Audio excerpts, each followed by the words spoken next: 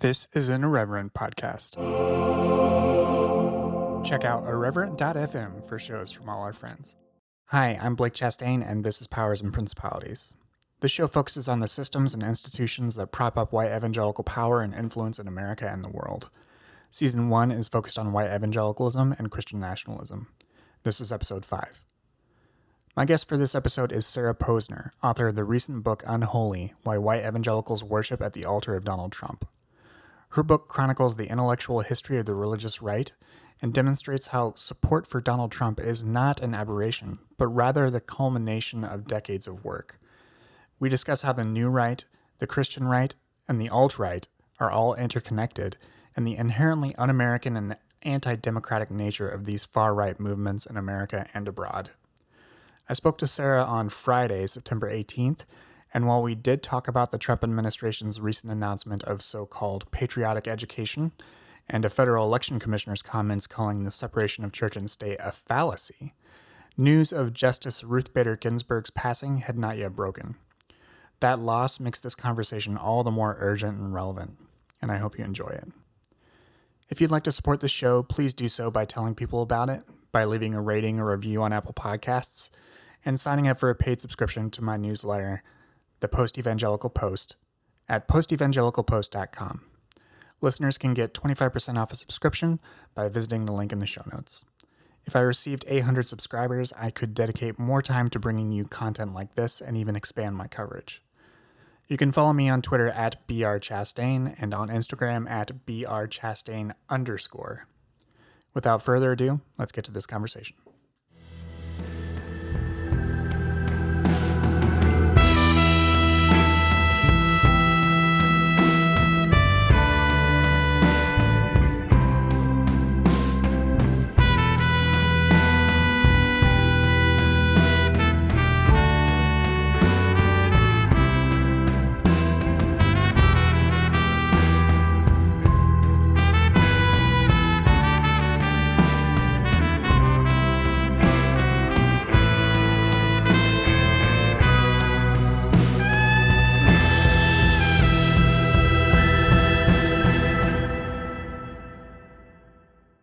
My guest today is Sarah Posner, author of the recent book Unholy, Why White Evangelicals Worship at the Altar of Donald Trump.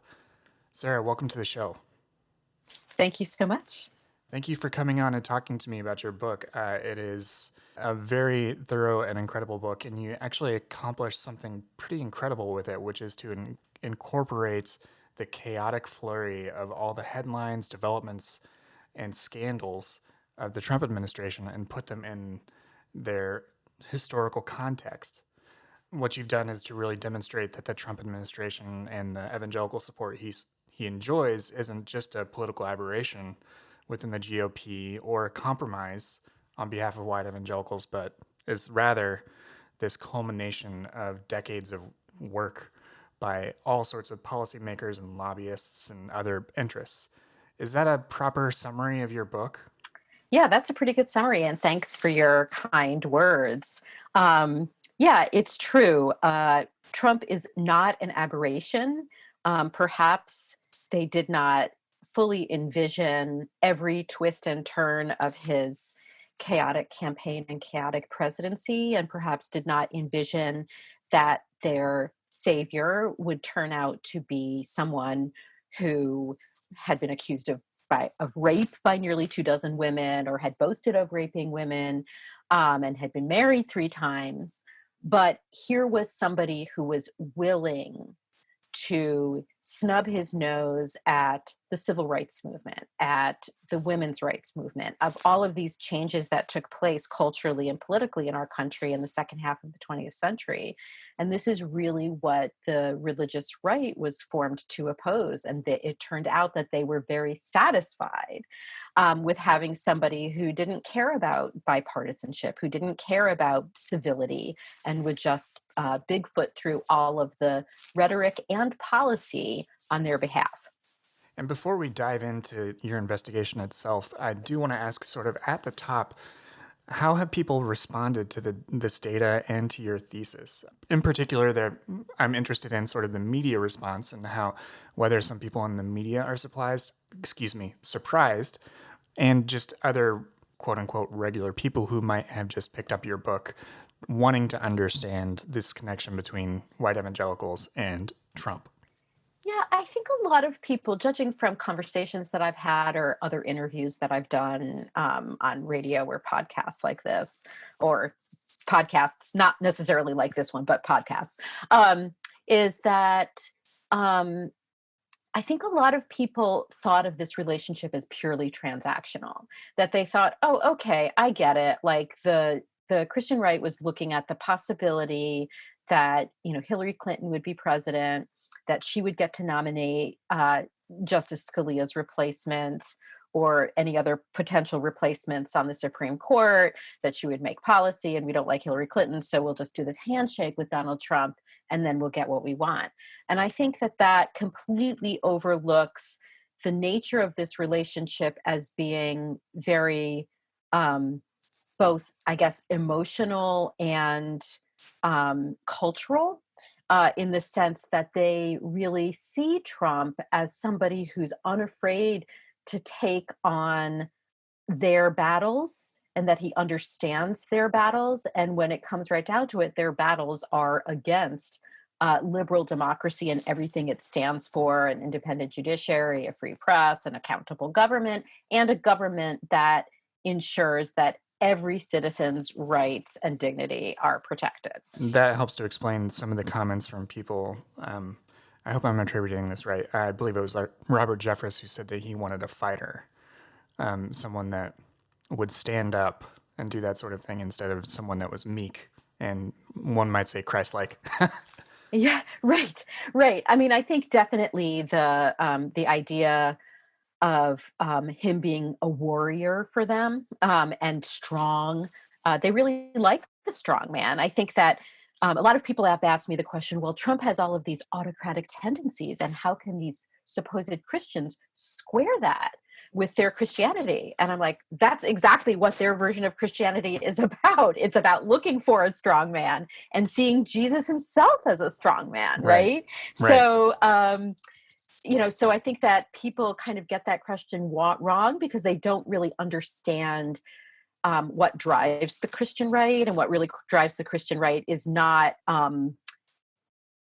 I think a lot of people have bought into the idea that the Christian right is about values and morality, right? Because they've successfully marketed themselves as such, and so that's why people can't wrap their minds around why a movement that claims to be about values and morality would like Donald Trump. And so you really have to understand better what the Christian right is about to understand that relationship as more than transactional, if that makes sense. Right, absolutely. There are a handful of terms that I think would be really good to codify and sort of define a little bit in our discussion. The terms are all related, and your book does a wonderful job of showing the sort of connective tissue and intellectual and social history that connects these groups. But to delineate them would be helpful. And as you present them in your book, they are the New Right, which was guided by Paul Weyrich and others, the Christian right, which is known for figures like Jerry Falwell and the Moral Majority, and then the alt right, which is known for people like Steve Bannon and Richard Spencer. And your book details how all these groups relate to one another. Could you help us understand these three different groups and how they have had shared interests and sort of led to one another in what might be surprising ways? So the New Right was a movement that grew out of people who supported Barry Goldwater's failed 1964 presidential run. And a lot of them came to Washington with the idea that they needed to make a more robust conservative movement that was more, shall we say, right wing populist than what they viewed as kind of the country club republicanism of the Republican Party, of people like William F. Buckley, who was the editor of the National Review. And so they started putting together this movement, both in Washington and beyond, recruiting people to run for Congress and so on. And Paul Weyrich was at the center of this. He was the architect of a lot of the political organizations that were originally part of the New Right, and now we would just consider to be part of a conservative movement, the Heritage Foundation, the Council for National Policy, the American Legislative Exchange Council, and many others. And so while they had all of these, let's just say, white guys who were sitting around plotting this new right movement, um, for Middle America, basically Middle American white people. Wyrick, who was a very devout Catholic, in fact, so devout that Vatican II led him away from the Catholic Church and towards an Eastern Rite church, which he thought was more traditional. He was very opposed to abortion, and he knew other Catholics also were. And he knew that he could mobilize Catholics around that issue. He didn't have that kind of success mobilizing white fundamentalists and evangelicals around that issue. He got them more engaged when it came to issues surrounding school desegregation. And so eventually that led to him and Jerry Falwell and Robert Billings, who I talk quite a bit of in the book about, probably more than Falwell, forming the moral majority in 1979. And so that's what we came to know as the Christian right. And then the alt-right is a movement that started to gain visibility during Trump's campaign in 2015 and 2016 because they were incredibly enthusiastic about his racist, xenophobic, white nationalist campaign, his statements and policy proposals on immigration and so forth. The alt-right is basically this very sort of diffuse and not as well organized in terms of organizations and fundraising and all of that as the Christian right is. But it's, kind of a motley crew of neo-Nazis and white supremacists and white nationalists. But a lot of the figures in the alt-right uh, either were involved in some way in the new right or kind of grew out of that. So people like Sam Francis or Bob Whitaker, who I talk about in the book quite a bit, were people who were part of the new right back in the 1970s and early 1980s, and then became kind of intellectual godfather figures to the alt-right, which kind of got that name around 2010. One of the things that you highlight is the ways in which some of the people that were on the fringe of the conservative movement still maintained considerable influence on different people within all of these groups. A phrase that sort of entered the common vernacular, at least in some places online, is talk of things like shifting the Overton window of what is acceptable belief and practice. One of the things that is surprising throughout your book is the ways in which some of these fringe figures of the conservative movement continue to influence mainstream politics, especially with regard to race and white supremacy.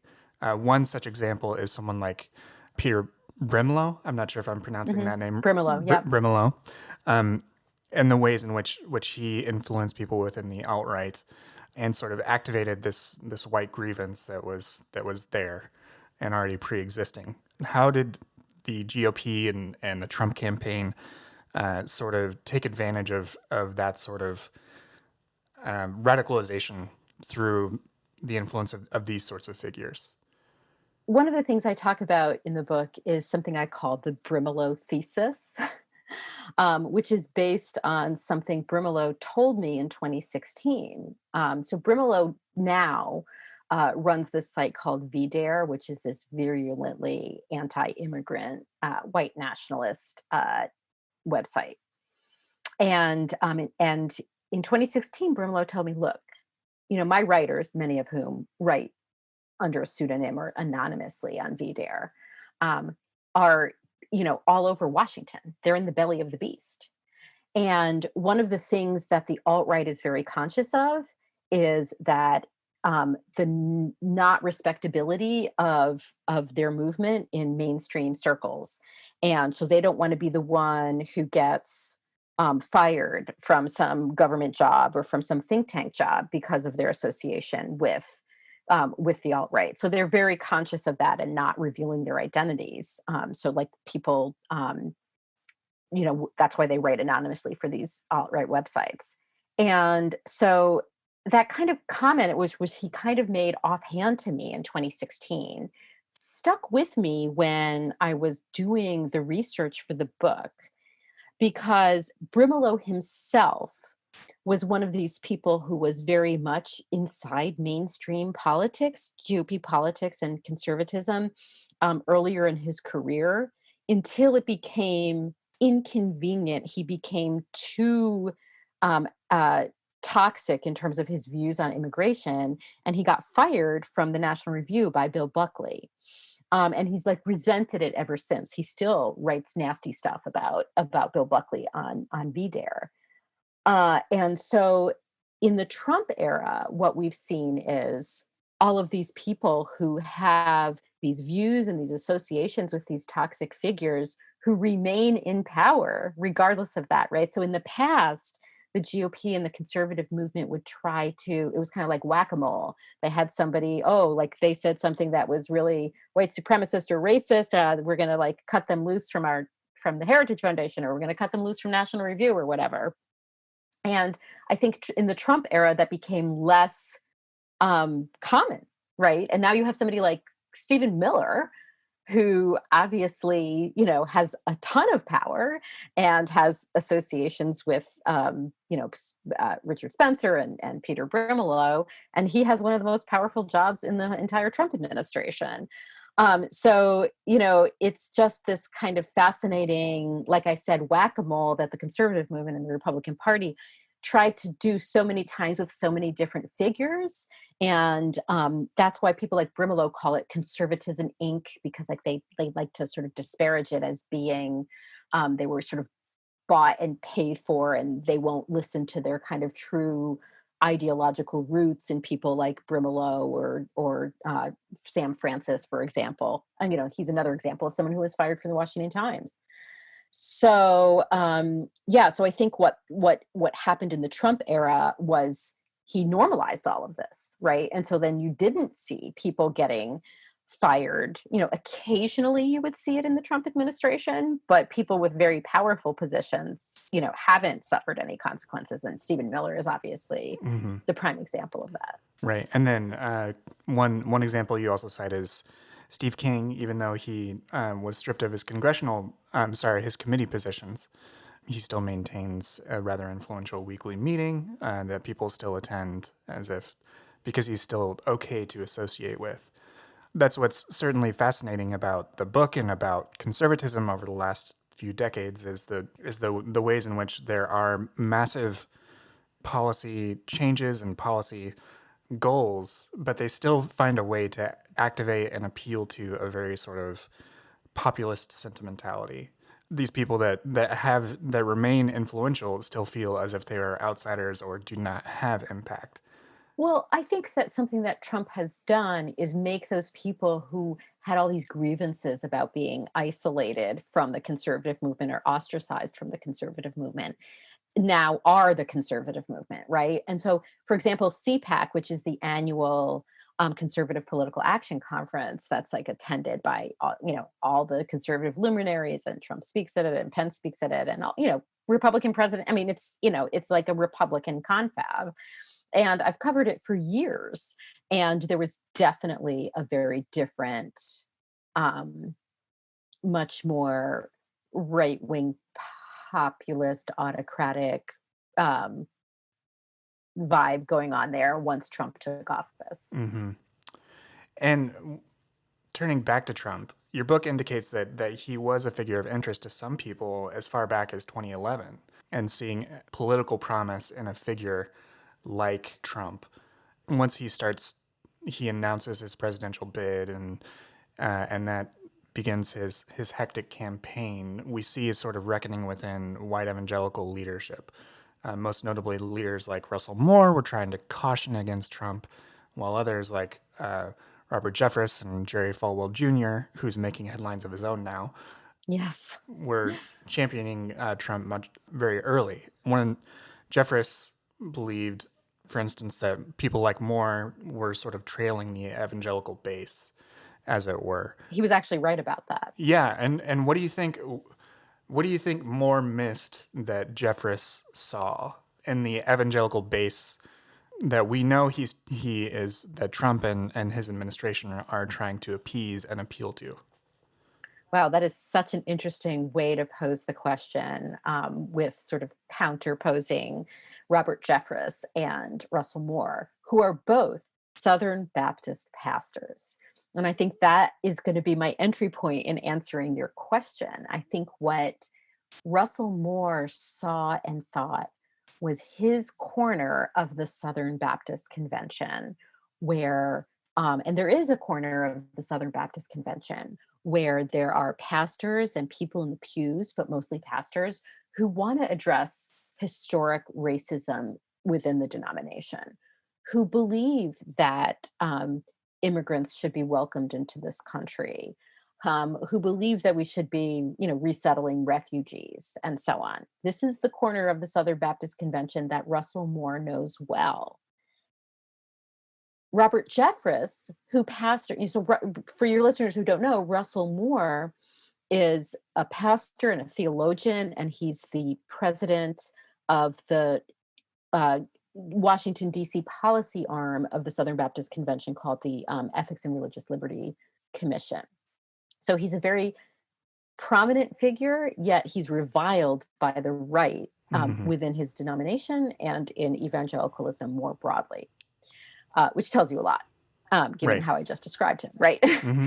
um, Correct. so, so Jeffress told me in an interview, because I've asked him on, I think, more than one occasion about Moore and how he feels about Russell Moore, and he thinks Russell Moore is out of step with the base, and I think he's actually correct. But he says denominations don't really matter anymore. So you have somebody like Robert Jeffress, who's a Southern Baptist pastor and ostensibly pastors a Southern Baptist church, but I would put him closer theologically, politically, personally, with somebody like Paula White, who's a top, spiritual advisor, whatever that means, to Donald Trump, and as a prosperity gospel preacher, right? And so what you see is that Jeffress still has a foot in the Southern Baptist Convention that Russell Moore hopes to change, right? And a foot in the prosperity gospel world, Hmm. and a foot in all of these various corners of American evangelicalism, which are pro Trump. And so he knows that the base is for Trump, even notwithstanding the amount of media attention that Russell Moore got in 2015 and 2016 over his opposition to Trump. Correct. Right. So it's a really interesting dynamic. Right. Yeah. Because Jeffress is appealing to this populist sort of pan-denominational.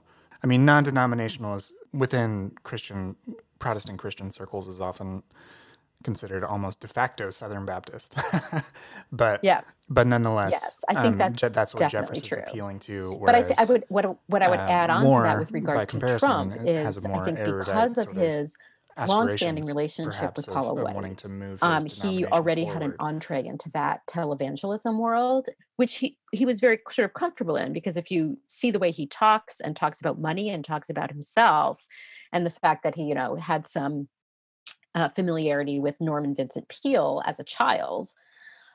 So he's very comfortable in those spaces. And then in 2011, he gets this softball interview on Christian Broadcasting Network where they're sort of really promoting him as somebody who could be a good candidate for evangelicals, even despite the fact that he has this kind of checkered past. Right. We'll actually return to that in a little bit, this televangelist sort of connection that Trump has. But I do want to also talk about going back to the Christian right and its Right. origins. One piece that is well known is like a piece that Randall Palmer wrote a few years ago, sort of Hmm. exploding this myth that the Christian right was founded in response to abortion. You go into further depth in your book to show that it was actually in the fight against integration in schools and in other aspects of community life within the United States. And I want to turn back to one figure that we mentioned earlier as well, Paul Weyrich. What sort of role did they have in beginning to form the Christian right, and by aggravating these racist grievances and sort of tapping into these racist beliefs that were being stoked throughout the United States in response to integration? So, in response to integration, but also to other changes that were happening in the law and in culture and in the schools, you started to see the rise of the Christian school. I mean, obviously, it wasn't solely, for K through 12 school. It wasn't solely because of Brown v. Board of Education. It was also because of the early 1960s Supreme Court decisions invalidating mandatory school prayer and Bible reading in public schools, right? So you saw like a whole bunch of different things. But what happened with regard to school desegregation and the K through 12 Christian schools is that the Internal Revenue Service, you know, in the same policy that it was trying to enact when it took away the tax exempt status for Bob Jones University over its ban on interracial dating, was going to the Christian K through 12 schools and saying, look, you're not integrated. And so, like, unless you take these steps to try to recruit or attract or admit more minority students into your schools, we're going to have to take away your tax exempt status too. And you don't have to actually like accomplish certain things. What we're really concerned about is that if you actually like make the effort. And Bob Billings, who I mentioned a few minutes ago, was a leader in the K through 12 Christian school movement. And I think his role in all of this, I think, has been underappreciated. The research that I did for the book made me realize that he was probably closer to and admired by Wyrick more than Falwell. And so he organized a movement to contest the IRS's ability to do this or authority to do this. And a lot of the current Christian rights opposition to government intervention in religious organizations, particularly when it comes to the IRS, has its roots in this movement that Billings started. And so Wyrick has admitted to many different people, including to Randy Ballmer, that he could not get white evangelicals and fundamentalists interested in the abortion issue that interested him and his fellow Catholics so much. But they were very energized by Billings' movement on the Christian school movement. Mm. We're talking on September 18th, and this is sort of playing out in real time, even now in 2020. Just ripped from the headlines here a little bit, is just yesterday, Trump announced what he called for patriotic education, and this is audio, so you can't see my air quotes. Right. But it was in an effort to defend American history from the left, and I've talked to others where we've talked about Christian education and its role, whether it's related to Christian Reconstruction and its framing of American history. But we're still seeing the consequences of Bob Billings and others' actions even play out even now. So what's your response to this announcement from Trump just in the last 24 hours? Well, Trump is definitely playing to his base, who has long believed that what they call government schools, which is the sort of derogatory term they like to use for public schools, are dens of indoctrination of your children, whether it's Marxism or socialism or Islam or uh, uh,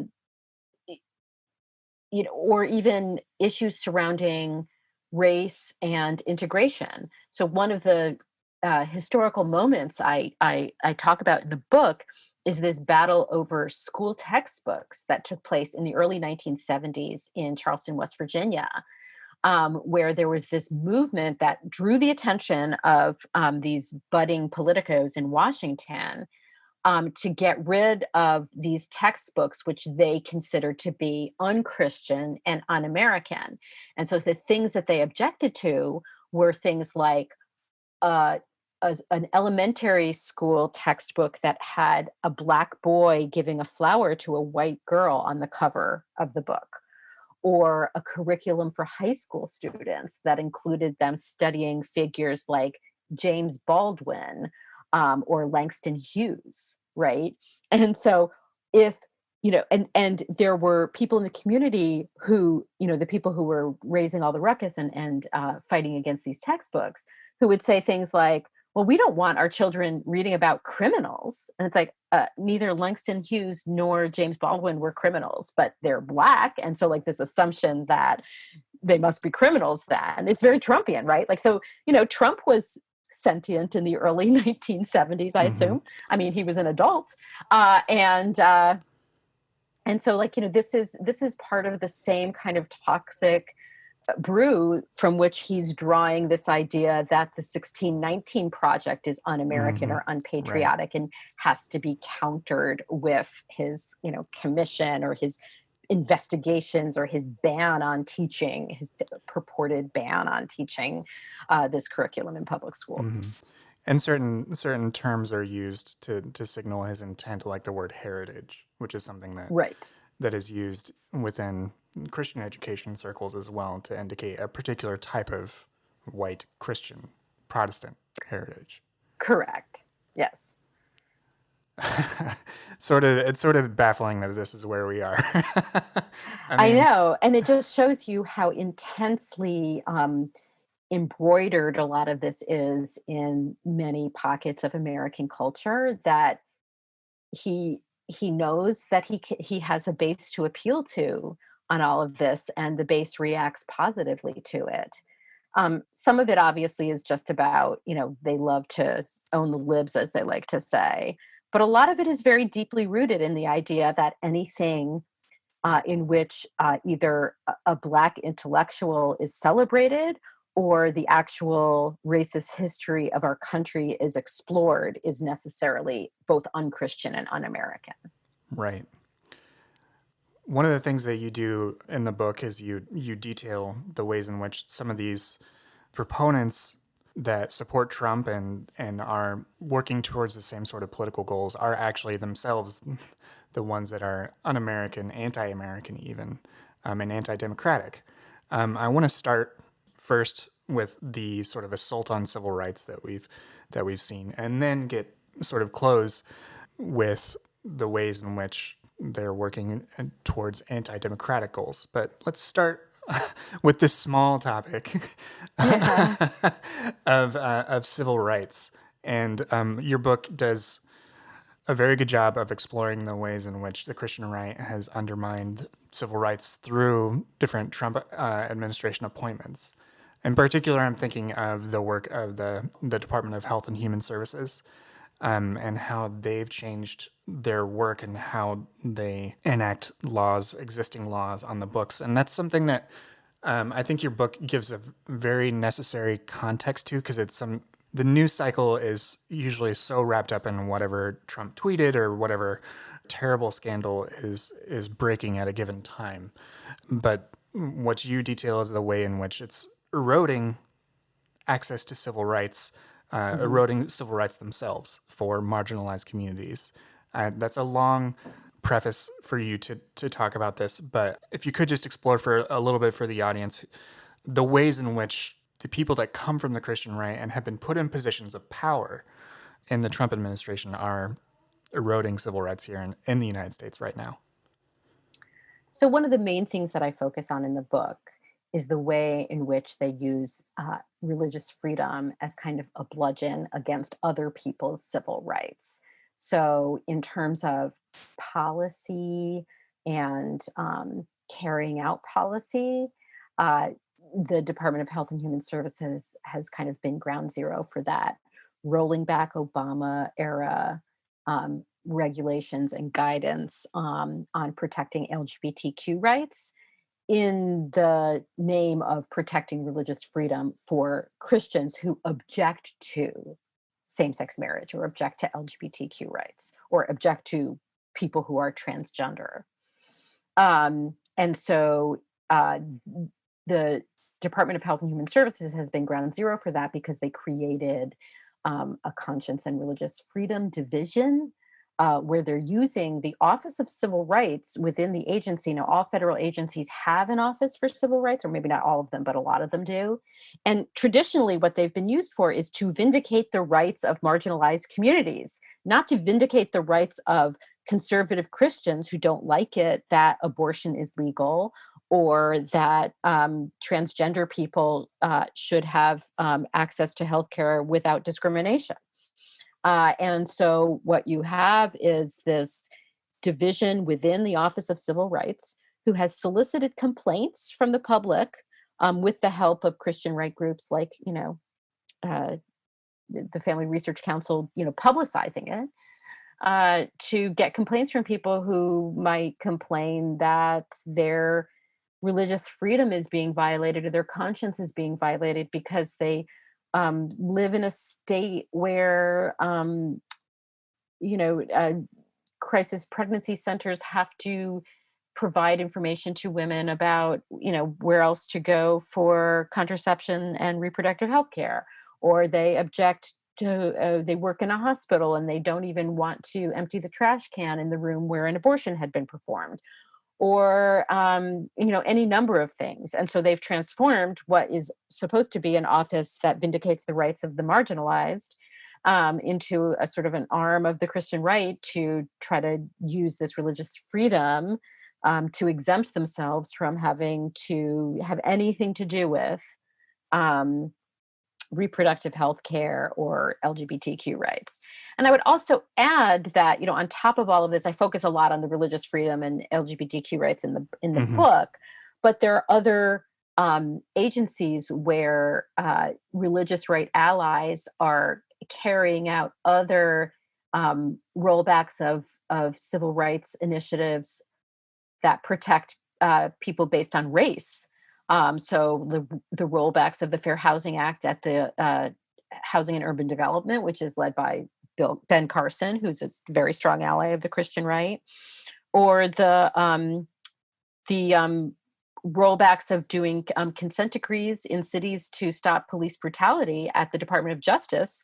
That they started to roll that back when they ended that program when, Jeff Sessions was Attorney General. Hmm. And so, in the early days of the Trump administration, you saw a very bright red blinking light that issues surrounding the federal government's role in ensuring that, local police departments don't, engage in racist or, brutal or violent, policing, activities, against citizens. You saw that in that rollback. You saw, sort of a foreshadowing, of how the Trump administration would deal with what would later become, um, these protests that we're seeing Right. now this Today's year. response to Yeah, police killings of unarmed black men and other and people women. of color and women. Yes. Yes, Breonna Taylor and George Floyd are best known and are in the public eye right now, but there are many that never do, and that, as you said, that exacerbated an existing problem and removed key federal oversight to those sorts of Hmm. injustices. That part of the book was shocking. I've thought that I had a good grasp on the sorts of machinations that were happening, but some of the things that you detailed there and the degree to which they have moved swiftly to roll back those things is alarming. Yes, and, in many cases, they do it, um, without regard to laws and procedures that they're supposed to follow when they're rolling back a regulation. And, that's why judges are so important to them, right? Because that's another reason why judges are so important to them, because the more you have judges who don't care about those things, like, following the Administrative Procedure Act, and they, like the Christian right, are opposed to LGBTQ rights, that this is one of the many reasons why judges matter. Mm, hmm. Because, if they roll back a regulation and, somebody challenges that in court, we've seen a number of instances in the Trump administration where the court invalidated the rollback because they didn't, comply with the Administrative Procedures Act. But I think part of the reason why they're hoping to get more judges on the bench is so that they'll have more judges who don't really care about those things in the service of the overall overarching agenda. Right. And one of the ways that you illustrate a potential sort of future or a country that has is a little further along in this path than us is looking at Viktor Orban's Hungary, and that's where I wanted to transition and talk about the ways in which the Christian right and the alt right have looked at autocratic strongmen in Europe, such as Russia's Putin and Hungary's Viktor Orban, for guidance as even as exemplars of Christianity. How have these groups pursued anti-American and anti-democratic roles, and how are they making these sort of transatlantic relationships towards these more autocratic goals that undermine the U.S. idealized, at least, version of democracy? So all of this is happening at the same time that there's this growing movement around the world of the rise of these right-wing, xenophobic, nativist autocrats, people like Jair Bolsonaro in Brazil, or as you say, Orban in Hungary, or even Putin in Russia. So, some of this is right wingers getting swept up in all of this, but many of them have pursued purposely um, aligning themselves with these kinds of leaders because what they see as American values is at odds with the American values that you and I are talking about, the values of pluralism and democracy and protecting the rights of all citizens, regardless of their race or gender or sexual orientation.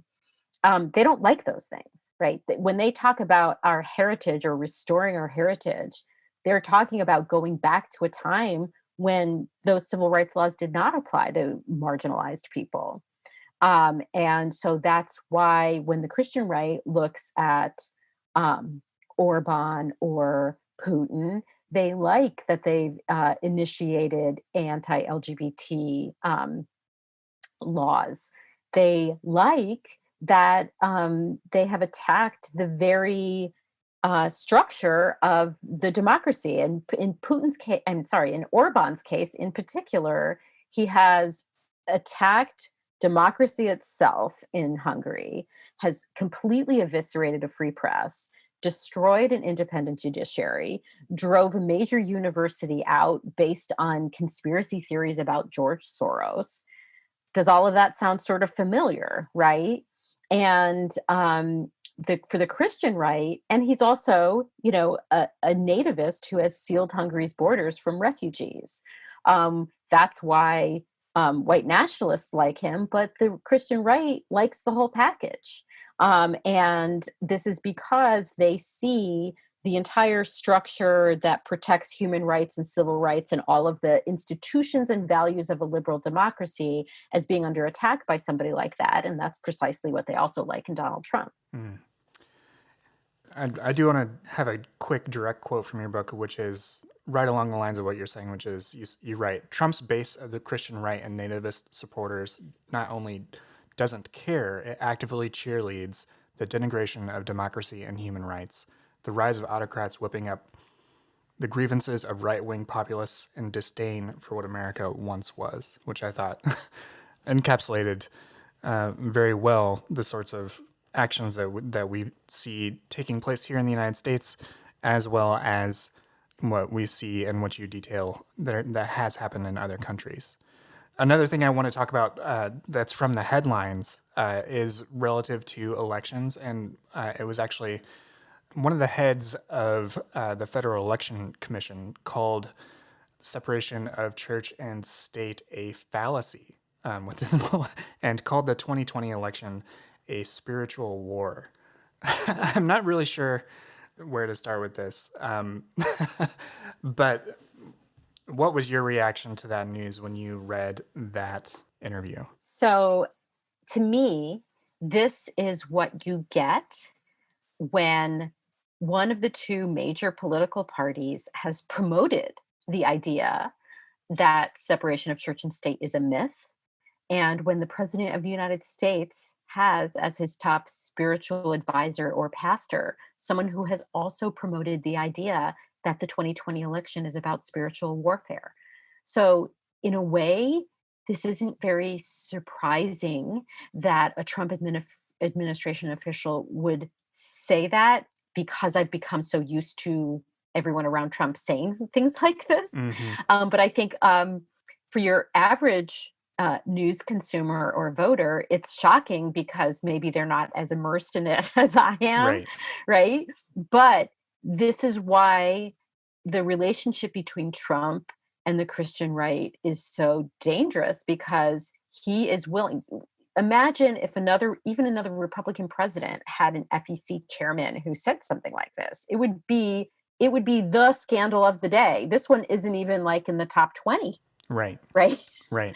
um, so the idea that this is the person who is overseeing enforcement of our campaign finance laws, and he basically invited churches and other nonprofits to violate the Johnson Amendment because Trump tried to unilaterally invalidate it via executive order. I mean, it's like wild and crazy, but it's become, and I'm not saying it's okay that it's become normal. I don't think we should let it become normal, but this is who Trump this is what the Trump administration is. I mean, I can't tell you the number of people, that I've heard who either are advocating for the campaign or for the administration who say things like that. And then you have people like, Ralph Reed at the Faith and Freedom Coalition conference talking about how fantastic it is that there are so many Christians serving in the Trump administration, so much so that they've never had the kind of, access and power that they do with Trump. Hmm. Yeah, one of the quotes that brings to mind that you mentioned is Tony Perkins from the Family Research Council saying that in this administration we're not on the outside looking in, we're on the inside looking out, which is telling and indicative of the degree to which these groups have infiltrated and taken over an entire political party. And you open and close your book by talking about Trump's relationship and similarity to televangelists, which you just mentioned Paula White. Others are mentioned throughout your book, like Jim Baker. And televangelists have a certain appeal. They are very charismatic people, and that is clearly what this base of supporters, as well as these people that are actively working towards their shared goals, are responding to. Mhm. Do you have any indication in how we can reach those same sorts of people, or even failing to do so, seek to redress some of the actions of this conservative bloc that have, in short order, done a lot of damage to American democracy and to American norms? One particular example is just the ways in which the Trump administration would ignore things that even the Obama administration took from George W.'s administration as norms and policies that were continued but are discarded in this current administration. Is there any way in which the people that Trump and this sort of Christian nationalism appeals to could be reached? And again, failing that, how can we seek to sort of redress something that has decades of work behind it? Right. Well, when I was writing the book, I was thinking a lot about people that I had interviewed for my previous book, which was about televangelism and the Republican Party. And I interviewed a lot of people who had gotten out of televangelist churches, right? Who had felt either financially or spiritually or even sexually abused in these churches. And a lot of them talked to me about what it was like to be in that church, and to before they kind of saw the light and were able to extricate themselves from it.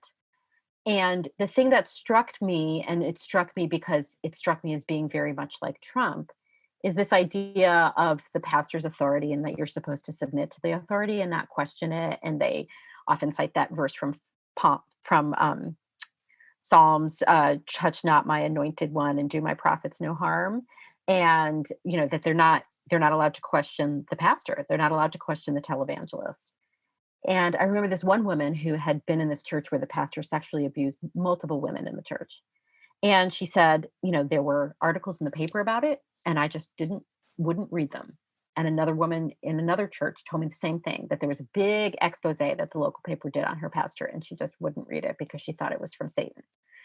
And I think about that a lot when I hear Republican office holders even telling Christian right audiences that they shouldn't believe the fake news. Mm-hmm. And so I think this is very difficult. And I think it's more difficult now, perhaps, than it might have been when these women I talked to for my other book got out, because that was pre social media and all, pre internet, even in some cases. And so, um, it's very hard when you have people who are living in this very insular bubble when they've been made to believe that this authority figure is not to be questioned. And I think it's very dangerous and scary. And I don't know. I don't have any answers about, how people get out of that. I mean, maybe some people are able to get out and see the light. I hear from people, on social media, or people send me emails, about that. Mm-hmm. And it obviously happens. But it very much worries me that for a lot of people, it never happens. Mm-hmm. And do you think, from a political perspective, that their political opponents, the opponents on the left, are equipped to respond to this sort of machinery that the right has built up? As you said, I mean, it can be very insular, and the ways in which people within the Christian right think, it all feeds into and continues those narratives. But even not talking about the people that are within those communities, but even those in the public sphere who are either seeking or in public office or public service, lobbying as opponents to the Christian right, do you think that they are equipped to be able to respond to the threat to democracy and norms that these groups pose? Well, I think that before Trump, maybe they didn't realize or didn't take it seriously, didn't think that any of what the Christian right hoped for, even talked about openly, was possible. Now with Trump, they've seen that it is possible. So I think that they're taking it far more seriously. Um, and I think that also, now that we're living in this pandemic and Trump's failures and purposeful failures are becoming so increasingly apparent, um, that hopefully that will wake more people up to, basically like the life and death issue problems that we're facing now, like literally everyday life and death for people as a result of, it's a result of the Christian right's ongoing support for Trump through every scandal of his presidency, and even now, during the pandemic. If he didn't have their support, he would have been impeached. Republican senators would have, voted to, or at least more of them would have, more than just Mitt Romney, would have voted to convict him, but they're afraid to cross the base. Mm-hmm. Yeah. And your book goes up to the impeachment, and so that's why we haven't really talked about elements related to the cries for racial justice here in the United States, as well as the pandemic. But I really, really enjoyed this book and the ways in which it captures this fascinating and disturbing and alarming intellectual and social history of the right and all its permutations, whether it's the Christian right or the new right or the alt-right, and the way they all are connected. My guest today has been Sarah Posner. Thank you so much for joining me on the show today, Sarah. Where can people find you online? Where can they find the book or anything else you might want to mention here? Well, thank you so much for having me, Blake. And people can find more about the book and my other work at my website, sarahposner.com. Or they can follow me on Twitter at Sarah Posner. Great. Thank you so much, Sarah, for joining me today. Thanks.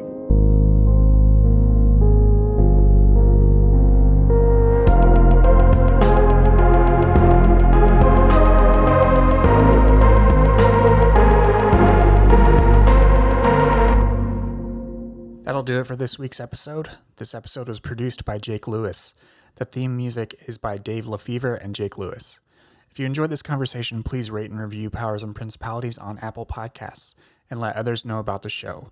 You can also support the show by purchasing Sarah's book from the link in the show notes and by signing up for a paid subscription to my newsletter, The Post Evangelical Post, at postevangelicalpost.com.